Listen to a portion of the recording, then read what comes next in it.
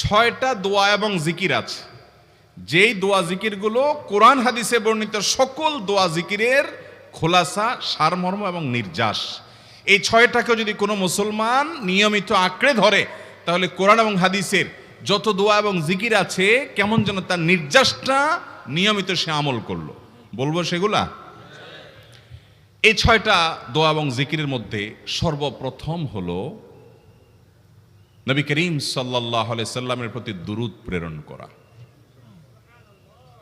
নবীজি সাল্লাল্লাহু আলাইহি সাল্লামের প্রতি দুরূদ প্রেরণ করার আমল এরকম আমল, আপনি যদি সারা দিনে শুধুমাত্র নবীজির প্রতি দুরূদ প্রেরণ করার আমলটাই জিকির হিসাবে সবচেয়ে বেশি করেন, দোয়া হিসাবে যদি এটাই আপনি সারাদিন করতে থাকেন, তো আপনার জন্য যথেষ্ট হবে। আল্লাহর কাছে আর কিছু না চাইলেও চলবে, আর কিছু না চাইলেও চলবে।